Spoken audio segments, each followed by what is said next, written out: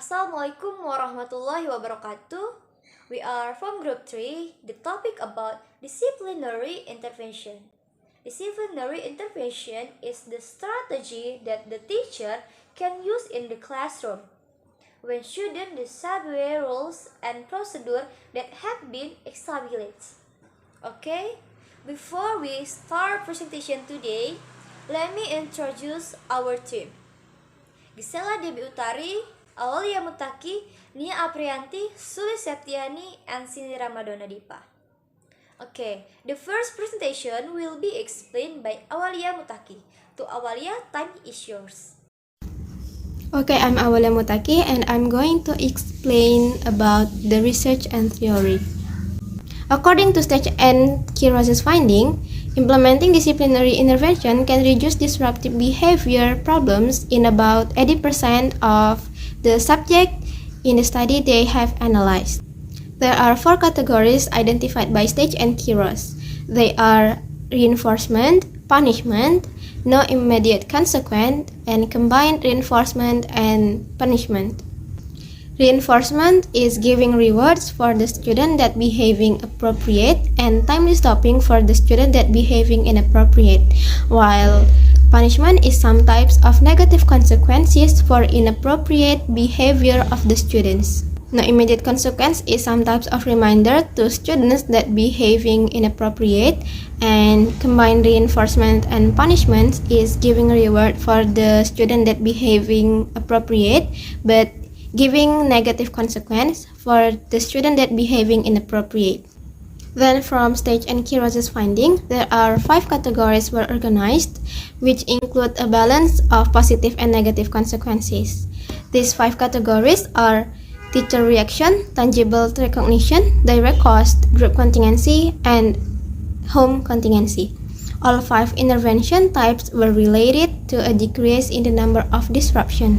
From the meta-analysis conducted, there are several points that appear from the implementation of disciplinary intervention, that are the implementation of disciplinary intervention have an impact on lessening student misbehavior at all grades. It grows a consistent effect. The lower the grade level interval, the larger the effects grow. For example, in primary school, the effects of disciplinary grow larger than in the high school. This meta-analysis also provides evidence that appropriate disciplinary intervention can produce positive changes in student behavior, which also proves that this is what most of parents expect from teachers to make their children to be disciplined. From a study conducted by Andy Miller, Iman Ferguson, and Rachel Simpson, it appears that communication at home can be used as both a strong negative consequence and a strong positive consequence. And last, from a study conducted by Patricia Carney, Timothy Plex, Alice Hayes, and Marilyn Ivy, there are some misbehaviors of teachers according to students that they feel they are inappropriate. These misbehaviors are absenteeism, tardiness, early dismissal, being unprepared, unreasonable rules, verbal abuse, sarcasm and put-downs, straying from the subject matter, unfair grading practices, showing favoritism, and etc. So, from this study, we can take conclusion that students have a strong sense of fairness, and maybe they also will follow those behaviors because teachers is one of their role model. Finally, some research indicates that the higher the grade level, the more disciplinary problems will occur in public school. Okay, that's all my material. Back to the moderator. Thank you, Awwaliyah. The next presentation will be explained by Gysela, Debby, Utari. To Gysela, time is yours. Okay, next material is about program. This material portrays as it were to a number of programs that emphasize disciplinary procedures, think time, and assertive discipline. Think time from Netzel and Course 1919 could be an exceedingly organized program that has been appeared to diminish troublesome behavior in understudy as well as increment understudy engagement. It has 3 basic goals. First, provide for consistent consequences across all teachers in the school when students engage in disruptive behavior. 2. To provide students with feedback for their disruptive behavior and to allow for planning to avoid future incidents of such behavior. 3. To enable teachers and students to cut off negative social change and initiate positive ones. Assertive discipline from Center 1970 may be a broadly utilized program based initially on conventional behavior adjustment approaches in which misbehavior comes about in particular result. Since of this, a few have alluded to it as a being grounded in interventions belief system. A few have criticized the program or maybe cruelly. Implementing the current version of assertive discipline involves 5 steps. The first step focuses on stabilizing a positive climate for discipline. The second step is for teachers to learn about and practice assertive behavior. The third step is to stabilize limit and consequence. The fourth step is following through on consequences if a student has extended the limit. The final step is to implement a term of reward of positive consequences for positive behavior. Okay, that's all the material. Sorry for the mistake. Back to the moderator. Thank you. Okay, thank you, Gysela. Okay, the next presentation will be explained by me. 1. Teacher reaction. A. Verbal and physical teacher reaction. In this strategy, you can use this reaction during learning activities. 1. Make eye contact with the disruptive student by moving closer to them. 2. Using physical signal. 3. Using a simple verbal reminder. 4. Stretch the desired appropriate behavior. 5. Tell the student to stop inappropriate behavior. B. Stimulus cueing. It provides a cue to student before inappropriate behavior occurs. C. Catching a student being good. Providing example of good behavior to student. Number 2.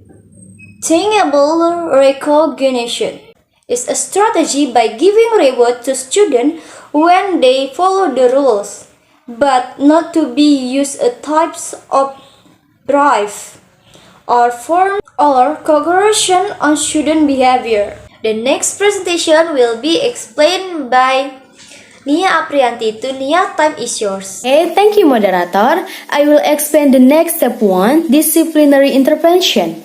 Number 3, direct cause. Direct cause is more oriented towards student negative behavior. Direct cause has 2 strategies, namely 1. Isolation timeout, 2. Overcorrection. The first, isolation timeout. Isolation timeout is moving students from the classroom to a location reserved for students with disruptive behavior. In short, isolation timeout is when behavior problem cannot be resolved in class. Usually, students who behave disruptively will be sent to a small room, like guidance counseling room, and will be given a deterrent effect by the teacher by isolating the student from their friend, and no one is allowed to interact with them, so that the teacher can talk and advise the student with 4 eyes. So that in this way, the teacher can address the root cause of the problem and maintain the right relationship with student. Overcorrection. Overcorrection is a procedure used when a student misbehaves in a way that damages or changes some physical aspect of the classroom. In short, overcorrection, when students make mistakes such as damaging school facilities and etc., then they should be responsible for what they do. such as scribbling on the walls of the classroom. The teacher will have a deterrent effect by not allowing students to go home before cleaning up the scribble on the walls in the classroom. After that, the teacher will advise and give a warning if you do the deed a second time. You will be given a more severe punishment than before. With this strategy, students who commit bad behavior will not repeat the mistake for the second time. Within the group contingency, there are two strategies, namely 1. Independent group contingency, 2. Dependent group contingency. The key difference between independent group contingency and dependent group contingency in independent group contingency, group members work individually to achieve a goal. Whereas in dependent group contingency, group members must depend on each other to achieve a common goal. The last is home contingency. Home contingency is a strategy to make parents aware of the student behavior at home. This could take the form of a letter to parents, a phone call, or a visit to the student home. Also, home contingency is an educated strategy for parents to always pay attention to their child behavior both at school and at home. Sometimes they behave well at home, but at school they behave in ways that annoy other people. So that with this strategy, through visit to student parent, teacher and parent can solve their bad behavior problem by causing positive or rewards and negative or deterrent effect consequences. Okay, I think that's all my explanation. Back to moderator. Okay, thank you, Nia. The last presentation today will be explained by Sulis Septiani. To Sulis, time is yours.